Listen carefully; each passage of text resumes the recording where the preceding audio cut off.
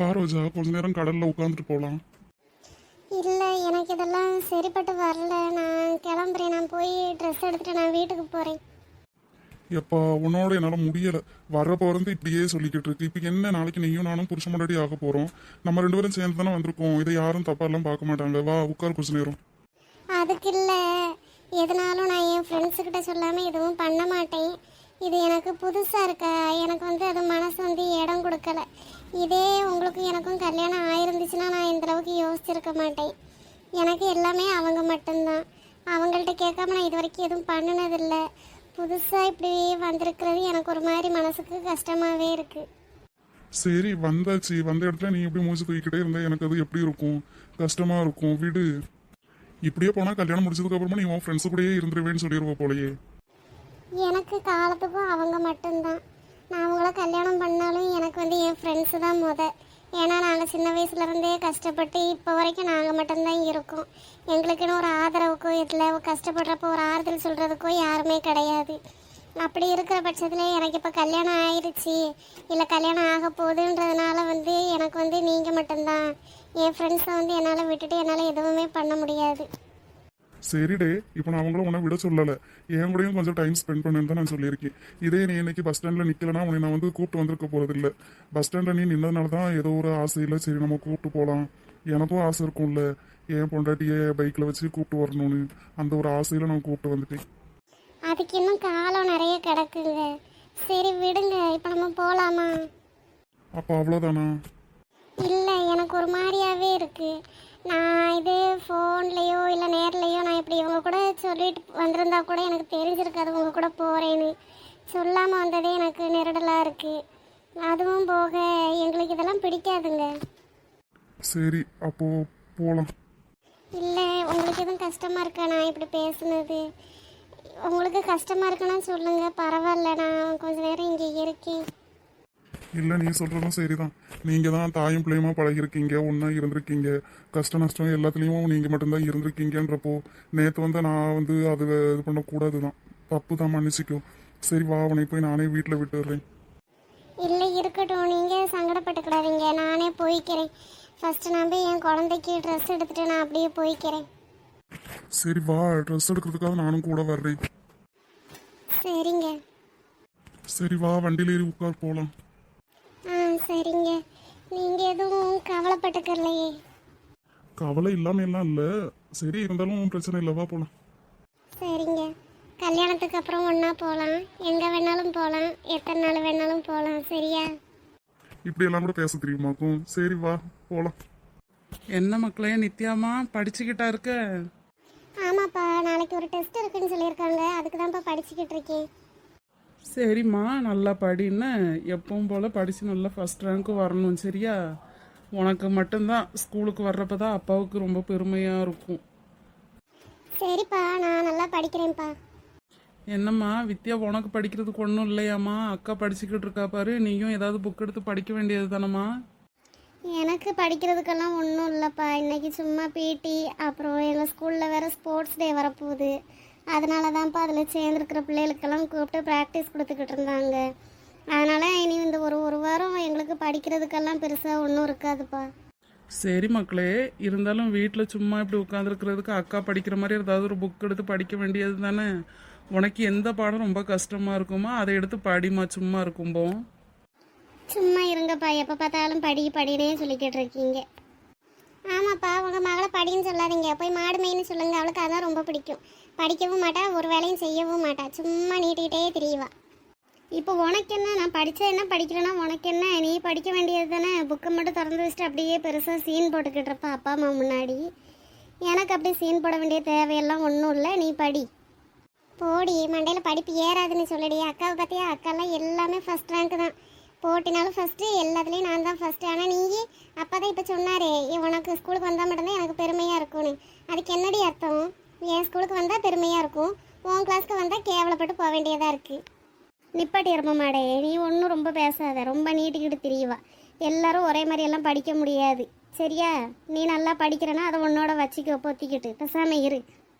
சண்டை போடாதீங்க மக்களே.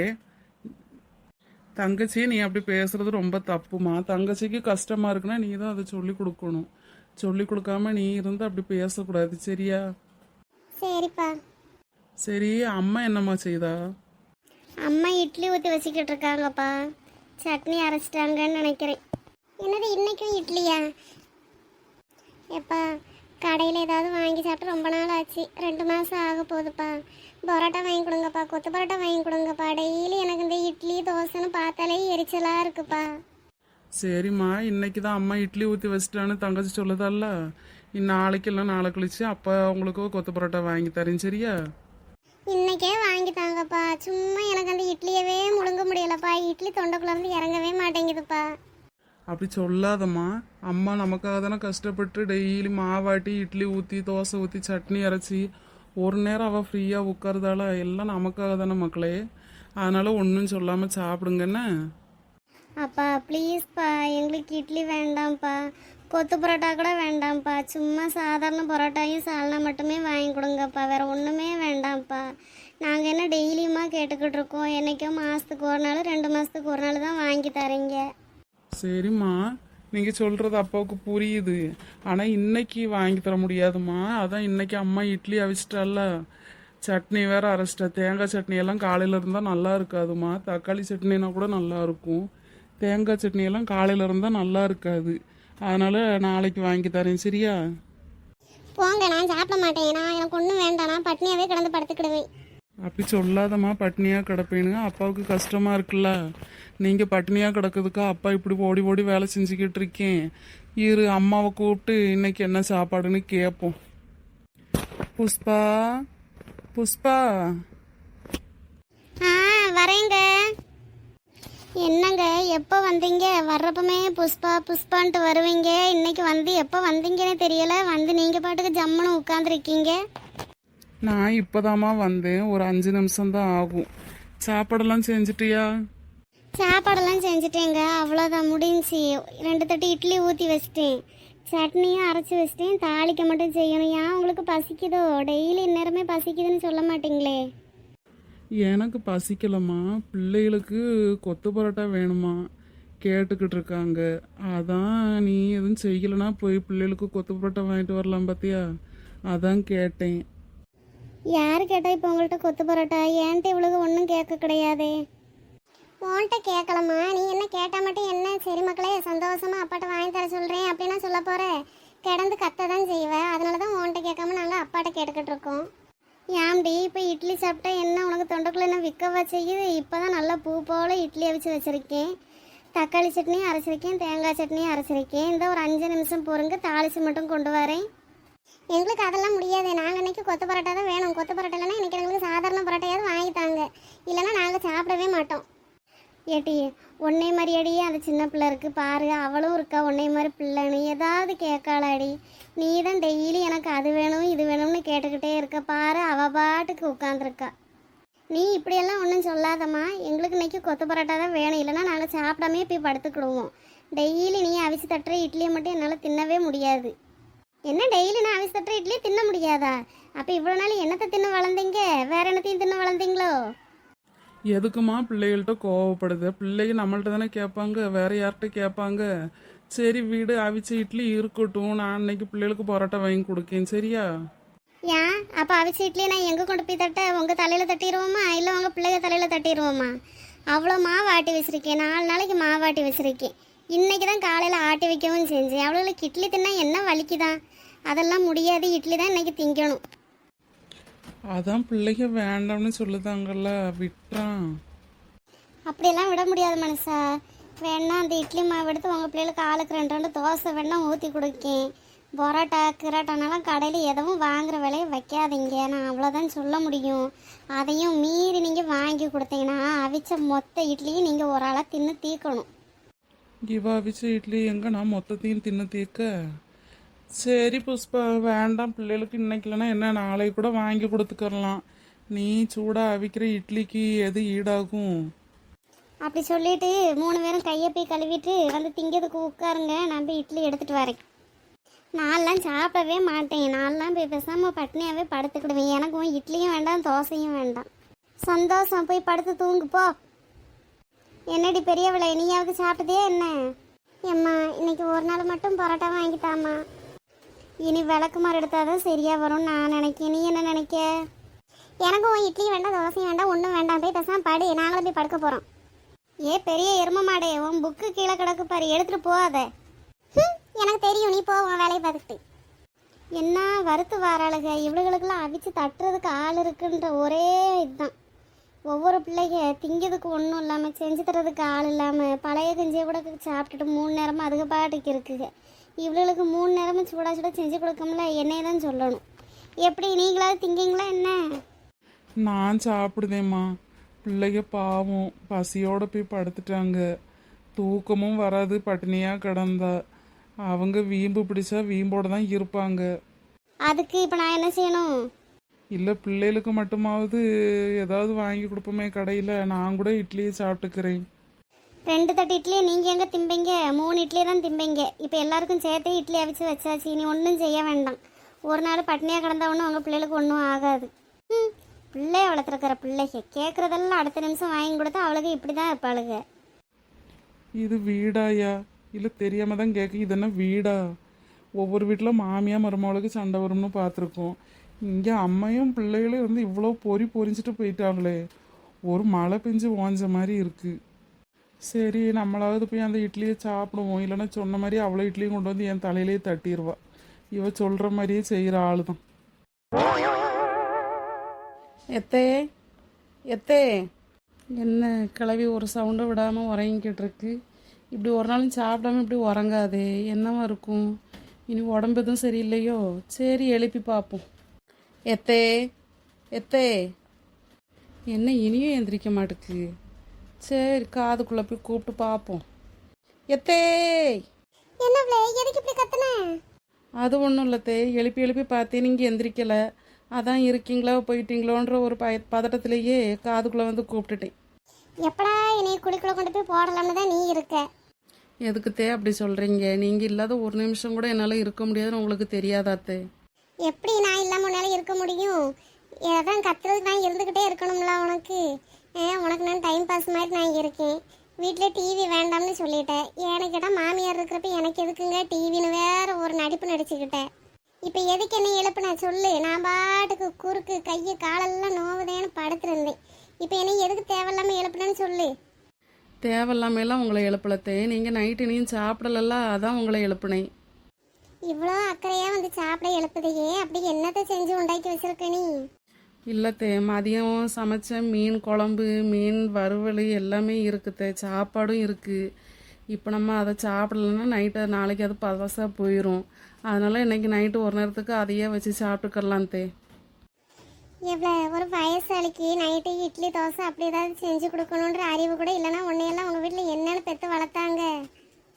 ஆவோனா எங்கள் வீட்டுக்காரங்களையே இழுக்காதீங்கத்தே. உங்களுக்கு இப்போ சோறு சாப்பிடணும்னா சொல்லுங்கள், சோறு வச்சுட்டு வரேன். இல்லை எனக்கு இட்லி தான் என் தொண்டைக்குள்ளே இறங்கும்னா சொல்லுங்கள், இட்லியை ஊற்றி கொண்டு வரேன். அதுக்காக தேவையில்லாமல் எல்லாம் எங்கள் வீட்டையெல்லாம் இழுக்காதீங்க. உங்கள் வீட்டுக்காரங்களை பற்றி பேசினா என்ன விலை செய்வேன்? நீங்கள் வளர்த்தது தானே சொல்கிறேன், இல்லாததே நான் எதுவும் ஒன்றும் சொல்லலையே. எப்போ பாரு வாயை கோணம் வச்சுக்கிட்டே பேசுறது, அடுத்தவங்க வீட்டுக்காரங்களை பற்றி பேசுறது, இதே இந்த பொம்பளை பொழப்பாக வச்சுருக்கு. என்ன வாய்க்குள்ளேயே பேசிக்கிட்டு இருக்க? நான் சத்தமாக தான் பேசுனேன், உங்கள் காது தான் இருக்க டமாரம் ஆகிக்கிட்டு இருக்கு. சரி இப்போ சாப்பிட என்ன உங்களுக்கு இட்லியை ஊற்றி எடுத்துகிட்டு வர? ஒன்றும் தேவையில்ல, அந்த சோத்தையே வச்சுட்டு வா. இப்போ நான் அந்த சோத்தை நான் திங்கலைன்னா காலையில் அந்த சோத்தை எடுத்து அப்படியே மாட்டுக்கு ஊற்றுவேன். எதுக்கு தேவையில்லாமல் அவ்வளோ பைசா போட்டு வாங்கி நீ கீழே ஊற்றிக்கிட்டு அதையே வச்சுட்டு வா, நானே தின்னுக்கிறேன். நல்ல அத்தை, என் ஸ்வீட் மாமியார். சரி இருங்க, 5 நிமிஷத்தில் போய் வச்சுட்டு வரேன். ஓவரா நீட்டாமல் போகல. இவளையெல்லாம் திருத்தவே முடியாது. இவங்க ஆத்தா கறியை தான் சொல்லணும். என்ன வளர்ப்பு வளர்த்துருக்கா? நம்மளும் வளர்த்துருக்கோம் நம்ம பிள்ளைய. மாமியாருக்கு ஊனா ஊனு சொல்லுவா, ஈனா ஈனு சொல்லுவா. நம்மளும் பிள்ளைய வளர்த்துருக்கோம், இவங்க அம்மையும் வளர்த்து விட்ருக்கா. என்னத்தை சொல்ல? இந்தாங்கத்தை நல்லா சாப்பிடுங்க. உங்கள் மாவளையும் எழுப்பி சோற வச்சு கொடுக்கட்டா? 4 நாளைக்கு அப்புறம் என் மாவ ஊர்லேருந்து வந்திருக்கா. அவளுக்கு நீ மதியம் வச்ச இந்த 6 பவுன் சோறையும் குழம்பையும் நீ கொடுக்க போறேன்னு. உன் வீட்டுக்கெல்லாம் நான் இருக்கிறப்ப வந்தாலே இந்த நிலமை, நான் என் கண்ணுக்கு அப்புறம் வந்தால் அவளுக்கெல்லாம் என்ன நிலமை? அவளையெல்லாம் நீயும் உன் புருஷனும் வச்சு பார்க்க மாட்டேங்க. வச்சு கூட அவளுக்கும் இனி என்னத்தை செய்ய? ராணி, அம்மாடி மகாராணி. நீ சொன்னாலும் சொல்லாட்டினாலும் என் பிள்ளை மகாராணி தான் பிள்ளை. அதனால தான் மகாராணின்னு கூப்பிட்டேன். ஆனால் நீ உன் போக்கு வர வர சரியில்லை, சுத்தமாக சரியில்லை. உன் புருஷனும் உனக்கு ஏற்ற மாதிரி ஆடுறாம்ல, அதனால் சுத்தமாக சரியில்லை. உன்னை நான் பார்த்துக்கிறேன், கூட சேர்ந்து நல்லா ஆடுறீங்கல்ல, உங்களை நான் பார்த்துக்கிறேன். இப்போமே நல்லா இந்த சீட் அளவுக்கு வளர்ந்துட்டேன் இனி என்னத்தை என்னைய பார்க்க போகிறீங்க? இதுக்கும் மேலேயே உங்களுக்கு என்னைய பார்க்கணும். சரி, நான் எப்போவுமே எங்கள் மாமியார் பேச்சுக்கு தலைவணங்கி தான் நிற்பேன். நல்லா பாருங்கத்தே. எம்மா, மவாக்காரி கூப்பிட்டது மாமியார் கிழவிக்கு இருக்கிற பல்லெல்லாம் தெரியுது. அதான் நான் அடுத்தவன் பிள்ளை என்கிட்ட ஒரு நேரம் சிரிக்க மாட்டா. மவா கூன்னதும் சிரிச்சிருவா. வா மக்களே, தூங்கி எந்திரிச்சிட்டியா? மதியம் சாப்பிட்டுட்டு அப்போ படுத்த என் பிள்ளை இப்போ நைட்டு 8 மணி ஆகுது. இவ்வளோ நேரம் வசந்து உறங்கியிருக்க. பாவம் அந்த ஃபோனை நோண்டி நோண்டி டயர்ட் ஆயிட்டா. வாமா வந்து சாப்பிடு. என்ன சாப்பாடுமா? இட்லியா தோசையா? உனக்கு ஒரு நல்ல மைனி கறி அமைச்சிருந்தா உனக்கு நீ ஆசைப்படுற மாதிரி இட்லி தோசை பூரி எல்லாம் செஞ்சு தருவா. இந்த விளங்கதவா உனக்கு அப்படியெல்லாம் எங்கே செஞ்சு தரப்போற? இருக்கிற பழசதான் டீ போட்டிருக்கா. வா. மதியம் வச்ச மீன் குழம்பு மீன் வறுவல் எல்லாமாம்மா? ஆமாம் மக்களே, வா. மைனி, என்ன ராணி? எனக்கும் சோறே வச்சுட்டு வாங்க மைனி. மதியம் நல்லா இருந்துச்சு, குழம்பு சோறு மீன் எல்லாமே நல்லா இருந்துச்சு. நான் கூட நைட்டுக்கு காலி ஆயிருமேன்னு நினச்சி எனக்கும் அதையே வச்சுட்டு வாங்க மைனி. எனக்கு இன்னைக்கு இட்லி தோசை எல்லாம் வேண்டாம். சரி ராணி, அந்த அங்கே உட்காரு, நான் உனக்கு வச்சுட்டு வரேன். போயிட்டு வாங்க மைனி. இந்த ராணி சாப்பிடு. சாப்பிட்டு இனியும் சோறு வாங்கி சாப்பிட்டுக்கொன்னு. பொரிச்ச மீன் எல்லாமே இன்னும் இருக்குது. உனக்கு சாப்பிட்டு என்ன தேவையோ கூப்பிடு, நான் வந்து வச்சு தரேன். எனக்கு உள்ள பாத்திரம் கழுவுற வேலை இருக்குது, போய் பாத்திரத்தை கழுவுறேன். நீ சாப்பிட்டு வேணா கூப்பிடு, சரியா? சரி மைனி, நீங்கள் போய் வேலையை பாருங்கள். நீங்களும் சாப்பிட்டு எதுவும் வேணா என்னையும் கூப்பிடுங்க. ஆமாம், நீ வச்ச வளல் சாப்பாடை நான் 2வது தடவை வாங்கி சாப்பிடுதேன். போ, போய் உள்ளே ஏதாவது வேலை கிடக்குன்னா அதை போய் பாரு, போ. மவாக்கறி மவாக்கறி என்னமோ சமைச்சு கொடுக்குற மாதிரியே ஓவராக பண்ணுவா இந்த கிழவி. ஒரு நாள் கூட நான் தலைவலி காய்ச்சல்னு படுத்து கூட ஒரு நாள் எனக்கு சமையல் செஞ்சு தந்ததில்லை. டெய்லி ஆக்கி 3 நேரமும் சூடாக தட்டிக்கிட்டு இருக்கேன். ஒரு நாள் இட்லி தோசை எதுவும் செய்யலைன்னதுக்கு என்ன வறுத்து வாரா இந்த கிழவி. வயசானா வாய்க்கு ருசி போயிரும்னு கேள்விப்பட்டிருக்கு. அப்போ தான் இந்த கிழவிக்கு பூரி சப்பாத்தி இட்லி தோசை அதுக்கு 7 வகை சட்னி எல்லாம் தேவைப்படுது. எல்லாம் என் கால கொடுமை. நானும் அப்பா அம்மா பார்த்து கல்யாணம் பண்ணி கொடுத்துருந்தா எனக்கு ஒரு கவலை சங்கடம்னா அவங்கள்ட்ட சொல்லி அழலாம். நானாக கல்யாணம் பண்ணி இனியும் என்னென்ன பாடுபட வேண்டியது இருக்கோ கடவுளுக்கு தான் வெளிச்சம். ஆமாம், என் மகனுக்கும் இதுதான் சாப்பாடா நைட்டுக்கு? இல்லத்தே, அவங்களுக்கு நான் ஸ்பெஷலாக மட்டன் பிரியாணி பண்ணி வச்சுருக்கேன். என்னது? எல்லாருக்கும் இதுதான் சாப்பாடு. உங்கள் மகனுக்கு மட்டும் என்ன ஸ்பெஷலாக செய்ய போகிறேன்? பழையது இருந்தால் நாளைக்கு வேஸ்ட்டாக போயிடும்னு தான் நைட்டுக்கும் அதையே சாப்பிட்டுக்கிடுவோம்னு சொன்னேன். அப்போ அவங்களுக்கும் இதுதான் சாப்பாடு. வேலைக்கு போயிட்டு வர்றவனுக்கும் இதுதான் சாப்பாடா? அப்படியே நல்லவ மாதிரியே மகன் மேலே பாசம் இருக்கிற மாதிரியே நடிப்பா. மவளுக்கு பழையதை வச்சு கொடுத்துட்டமேனு தான் சங்கடம். இல்லாமல் மவனுக்கு இதுதான் சாப்பிட போகிறான்றதுக்காக எல்லாம் இல்லை. என்ன நடிப்பு நடிச்சுக்கிட்டு வருதுப்பா இந்த கிழவி. சை. என்ன பிள்ளை, நான் ஓன்ட்ட பேசிக்கிட்டு இருந்தா நீ அங்கிட்டு பார்த்து படம் காட்டிக்கிட்டு இருக்க. என்னைய பார்த்து பேசு. ஒன்றும் இல்லத்தே, எல்லாருக்கும் அதுதான் சாப்பாடு. நீங்கள் சாப்பிடுங்க, நான் போய் பாத்திரத்தை கழுவுறேன். ஒரு மாமியாக்காரின்ற ஒரு மட்டு மரியாதை கிடையாது இவளுக்கெல்லாம். இவளுக்கெல்லாம் ஊர் உலகத்தில் அமைஞ்சிருக்கிற ஒவ்வொரு மாமியாக்காரிய மாதிரி அமைஞ்சிருக்கணும். அப்போ தான் இவளுக்கெல்லாம் ஏன் அருமை தெரியும். நீ ஏன் மக்களை கீழே உட்காந்துட்ட? வா, வந்து மேலே உட்கார, அம்மாட்ட உட்கார். வா. வேண்டாம்மா, இப்படி கீழே உட்காந்து சாப்பிட்டா தான் நல்லா எனக்கு சாப்பிட முடியும். நான் கீழே உட்காந்தே சாப்பிட்டுக்கிடுதே, நீ சாப்பிடு. பாத்தியா, நீ வந்த நேரம் இட்லி தோசை எதுவும் போடாமல் என்னென்ன கொடுமைப்படுத்திக்கிட்டு இருக்கான்னு. டெய்லி இதே கொடுமை தான் இங்கே நடக்கு. எனக்கு இது பிடிச்சிருக்குமா? எனக்கு பிடிக்கலன்னா நானே எனக்கு அது வேணும் இது வேணும்னு கேட்போம்ல. இன்றைக்கி பாரு என்ன சாப்பாடுன்னு எனக்கு தெரியறதுக்கு முன்னாடியே நானே எனக்கு இந்த மதியம் வச்சது போதும்னு சொன்னேன். நீ எல்லாத்துக்கும் குறை சொல்லிக்கிட்டே இருக்காதம்மா. நமக்கு பிடிக்கலன்னா அதை குறை சொல்லலாம், எல்லாத்துக்கும் அதுக்குன்னு குறை சொல்லிக்கிட்டு இருக்காத. என்னத்தையோ சாப்பிடு. என்ன டேஸ்ட்டாக இருக்குன்னு பாருமா இந்த மீன். அது உனக்குன்னு தாண்டி பார்த்து பார்த்து அன்னை வாங்கிட்டு வந்தா இந்த மீனெல்லாம். நல்லா சாப்பிடு மக்களே. சரிம்மா, நீயும் நல்லா சாப்பிடு. சரி டீ. ஆமாம், மருமவே நாளைக்கு வருவாங்கல்ல? ஆமாம்மா, நாளைக்கு வேலையை முடிச்சுட்டு மதியத்துக்கு மேலே சொல்லிட்டு கிளம்புறேன். ஒரு 4 மணி 5 மணியை போல் உங்கள் அம்மா வீட்டிலேருந்து கிளம்பி நம்ம வீட்டுக்கு வந்துடுவோன்னு சொன்னாவ. நாளைக்கு மட்டன் எடுக்க சொல்லட்டாடி? மட்டன் சரிம்மா, மட்டன் எடுக்க சொல்லிட்டு அப்படியே இதே மீனையும் எடுக்க சொல்லுமா. இந்த மீனை இன்னைக்கு மாதிரியே நல்லா பொரிச்சா நல்லா நாளைக்கும் நல்லா நான் வயிற்றுக்கு சாப்பிட்டு போவேன். ஆ சரி மக்களே, அண்ணன்ட்ட நாளைக்கு வேலைக்கு போயிட்டு வரும்போது சொல்கிறேன் சரியா? இதெல்லாம் வாங்கிட்டு வர சொல்கிறேன். இல்லை காலையிலே சொல்லிடணும், அப்போ தான் உங்கள் மைனிக்காரி காலையில் அடுப்புக்குள்ளே போனால் சாயந்தரம் தான் வெளியே வருவா. காலையிலேயே எடுத்துகிட்டு வர சொல்லி உனக்கு இதே மாதிரி வறுவல் பண்ணி மட்டன் குழம்பு வச்சு தர சொல்கிறேன். என்னடி? ம் சரிம்மா. என் மக்களே நாளைக்கே போகணுமாக்கும். வந்து 2 நாள் தான் ஆகுது, இன்னும் 2 நாள் இருந்துட்டு போயேன். எனக்கும் ஆசை தான். அம்மா வீட்டுக்கு வந்தால் திருப்பி எனக்கு மாமியார் வீட்டுக்கு போக ஆசையே வரமாட்டேங்குது. திருப்பியும் அங்கே போனால் அந்த வீட்டில் என்னமோ புது மருமக மாதிரியே ஒன்றும் புதுசாக ஆரம்பிக்கிற மாதிரியே இருக்குமா. இனி என்ன செய்ய, என் விதி அப்படி இருக்கு. போய் தானே ஆகணும், இங்கேயேவா இருக்க முடியும்? இல்லடி, இனி போனால் அடுத்த வாரம் சனிக்கிழமை இல்லைன்னா ஞாயிற்றுக்கிழமை தானே வருவேன். ஒரு வாரம் உன்னை அம்மா எப்படி பார்க்காம இருப்பேன்? அம்மாவும் மகளும் என்னமோ ரொம்ப ஃபீல் பண்ணி பேசுகிற மாதிரி இருக்கே, என்னன்னு ஒளிஞ்சிருந்து கேட்போம்.